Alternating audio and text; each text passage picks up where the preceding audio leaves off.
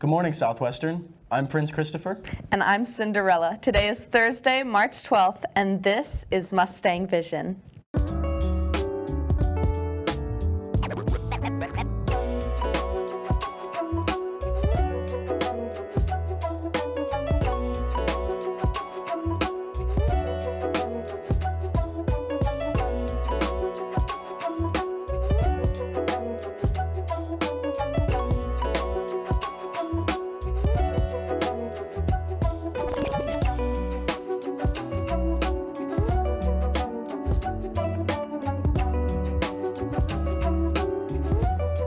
Here's another episode of Where in the World is Chef Connor?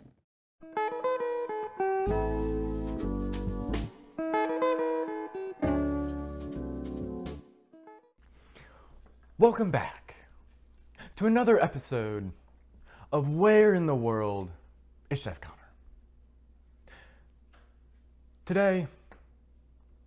Today we're making French fries that are actually from Belgium. Fun fact. Let's go. First, you're going to want to take your potatoes and then cut them into strips. After that, take a bowl, fill it halfway up with water, and then put your potato strips in it. So after about 30 minutes, you're going to want to take a strainer and strain the potato strips or uncooked fries into a strainer. Then after that, you're going to want to take the fries, lay them out, and then pat them down dry fully. And when they're dry, take the uncooked fries, put them back into the bowl, and then put your seasonings on them, and make sure you put a good amount of olive oil as well.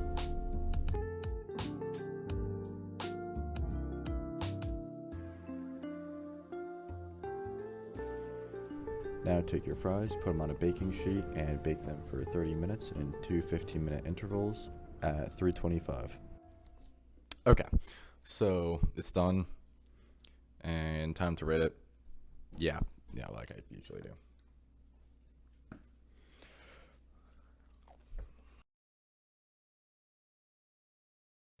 They're good. I'm gonna give it an 8.5. Could use some more flavor. All right. Only students with food or drink are prohibited from leaving the cafeteria during breakfast. Other students can leave the cafeteria as long as they do not have food or drink. Students do not have to wait until 8:20.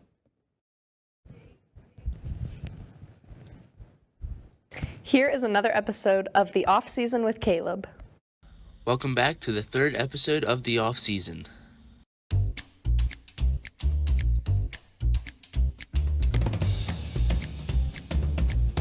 This past weekend, my hot take proved right as Charles Oliveira beats Max Holloway at UFC 326 by a unanimous 50-45 decision. Max couldn't put up with Charles's ground game, having him in total control for over 20 minutes of the 25-minute fight. He was dominated in all aspects of the ground game and couldn't get up to fight him. Although, that was not my fight of the night. My fight of the night goes to Cody Garbrandt versus Zhao Long.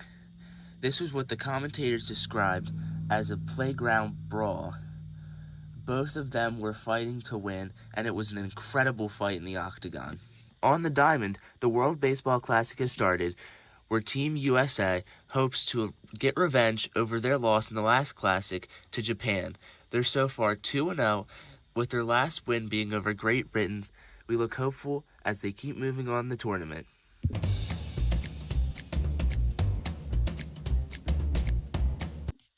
My hot take this week is that if you think Duke is winning March Madness, I think you're nuts. I think you're nuts if they're even making the Final Four. I don't think they have it in them, especially with all the Cinderella teams that will be in the playoffs. I just don't think they're going to pull through. That's all for the off-season this week. Have a great week. I'll see you around. Attention sophomores and juniors. Today is the last day to apply for Link Crew. If you're interested in becoming a leader who helps welcome and support incoming students, this is your final chance to submit your application. Link Crew members play a huge role in building a positive school community and helping new students feel at home. Here is the first episode of Bites with Braden and another episode of Game Center.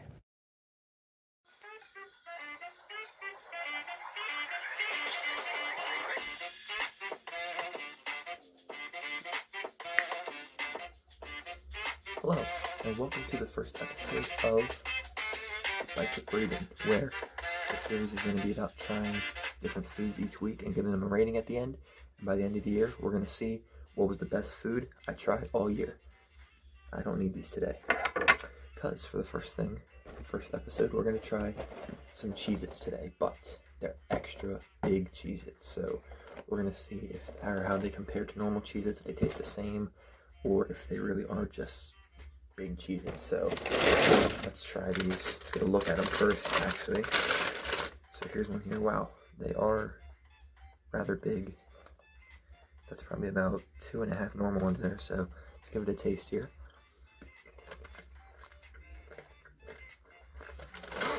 All right. Yeah, tastes about the same as a normal Cheez-It. It is just bigger. I think since it's bigger, there's more salt on it. So if you like more salt, I would try those. But if you don't really like salt as much, or if you don't mind it, I would just stick with normal Cheez-Its.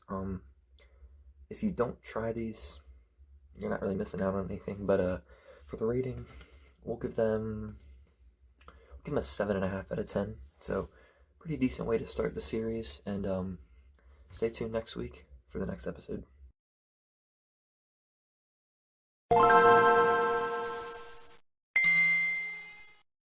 Hello, welcome back to episode 2 of Game Center. Today we talk about Dragon Ball Sparking Zero. Let's start the game. Dragon Ball Sparking Zero is a high-speed 3D arena fighter that serves as the modern successor to the legendary Budokai Tenkaichi series. Developed by Spike Chunsoft and published by Bandai Namco, it was released on October 11, 2024 for PlayStation 5, Xbox Series X and S, PC, with Nintendo Switch versions following late 2025. Core gameplay and features: the game emphasizes power fantasy combat, prioritizes cinematic spectacle over traditional competitive balance, and the massive roster features 182 playable characters. Personally, I play as Roshi. He's so goated, bro. Trust, you need to play as him. He's so fire. Cinderella Enchanted Edition tonight, tomorrow, and Saturday. Tickets are $12 online and $15 at the door. We hope you enjoy the show. That's all for Mustang Vision. Have a great day.